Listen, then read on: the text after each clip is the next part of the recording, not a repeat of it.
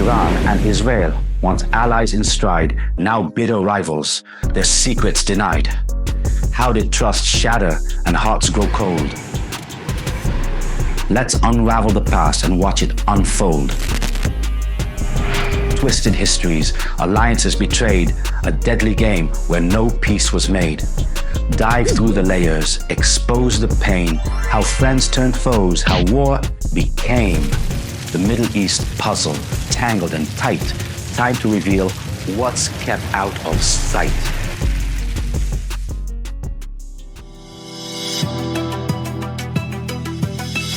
Old News Bulletin. Where does the tense relationship between Iran and Israel come from? And why are both countries now pushing towards escalation? To understand that, we need to go back in time. What do Russia in Ukraine, President Assad in Syria, Hezbollah in Lebanon, Hamas in Gaza, and the Houthis in Yemen have in common? They're all armed by the Islamic Republic of Iran. When Israel was founded in 1948, Iran was ruled by the Shah, a pro-Western leader who was friendly with the US and France. Back then, Iran looked very different from today. Women dressed like they did in Paris, nightlife was lively, and the country was considered a key US ally. But one thing stayed the same. Critics of the regime were suppressed.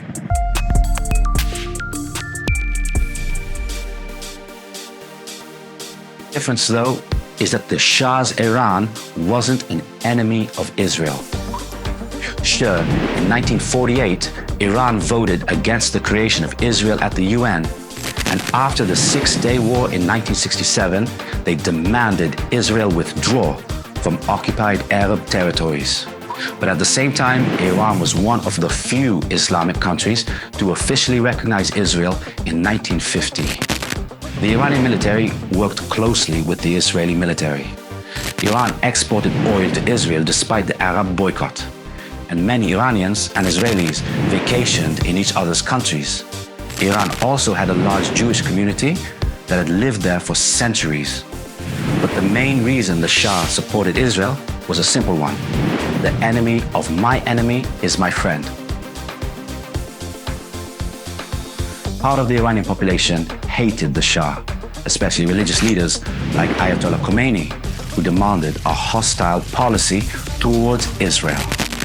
When an assassination attempt on the Shah failed in 1950, he cracked down harder on these critics.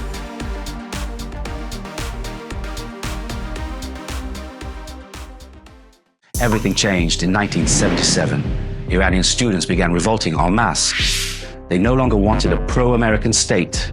They wanted one that embraced both Persian heritage and Islamic values.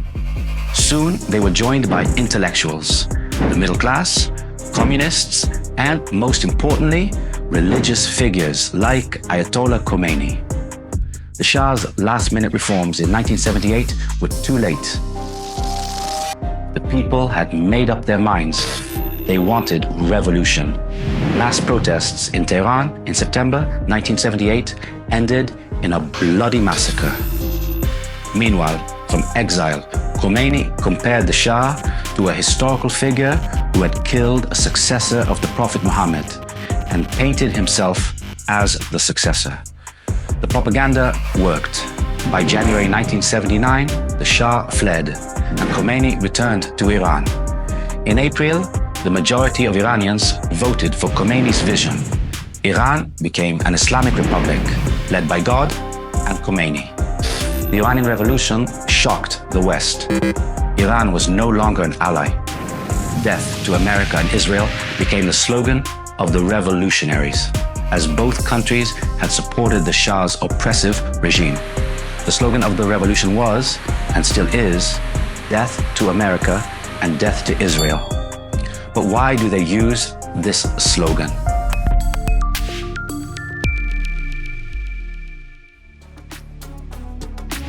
Well, first, because the US and Israel supported the hated Shah and his repression.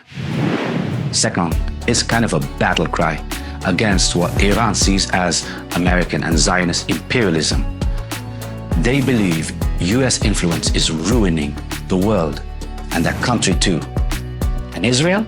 They see Israel as the main player behind US interference, since Israel has a lot of influence in the US. Third, this slogan helps the Iranian regime point to a common enemy. That creates more unity and solidarity among Iranians and helps keep internal problems like economic issues in check. And fourth, religion plays a big role in how the regime holds onto power. By framing the conflict as a religious one, where Americans are Christians, Israelis are Jews, and Palestinians are Muslims, they feel they have even more legitimacy to rule.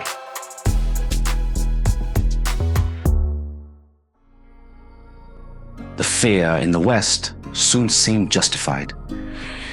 In November 1979, radical students seized the US Embassy in Tehran and held 52 Americans hostage for 444 days. A rescue mission by US troops failed. But things were more complicated than they seemed. In the same year as the revolution, Saddam Hussein came to power in Iraq. Hussein was a bigger enemy of Israel and waged war against Iran throughout the 1980s. Secretly, Israel supported Iran with weapons during this period. This support helped Israel and the US weaken Iraq, which was backed by the Soviet Union during the Cold War. It also served Israel's strategy of divide and conquer among its enemies.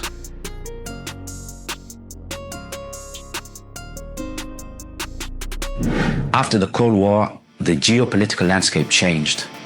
Iraq was still an enemy, but Iran increasingly became the focus of US and Israeli concerns. This was especially true when, in the 1990s, it became clear that Iran was pursuing nuclear capabilities.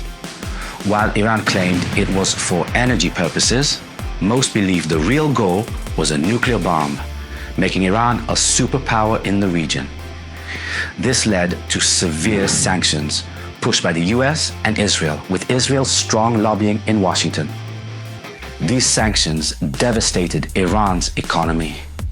Unemployment and poverty soared, inflation skyrocketed, oil exports dried up, and even basic necessities like medicine were scarce. Iranians are incredibly successful all over the world, except in Iran itself.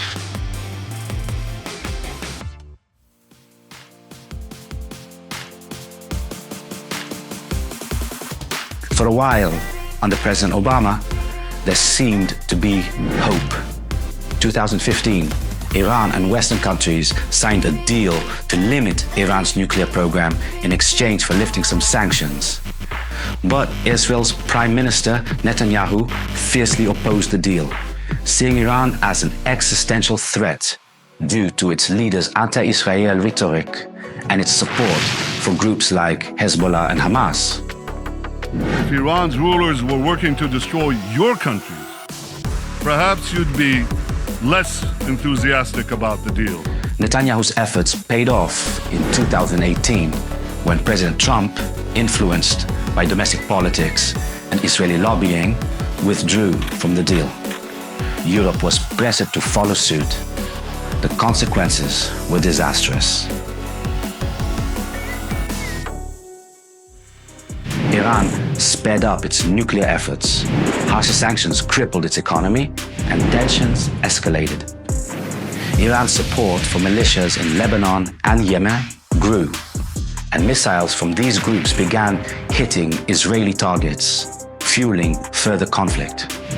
This escalation, especially marked by the events of October 7th, 2023, and now in 2024, underscores how two former allies have become bitter enemies.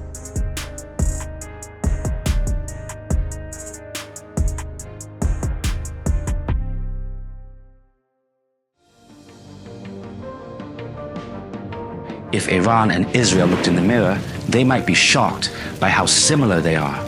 Both countries are deeply rooted in strong religious and national identities and share a mentality of an eye for an eye, a tooth for a tooth, which heavily influences their political decisions. In the complicated Middle East, Zionism and Islamic Shiism are major reasons for conflict, and they fuel the danger of today's escalating tensions. In the next video, I'll explain more about this complicated Middle Eastern chessboard.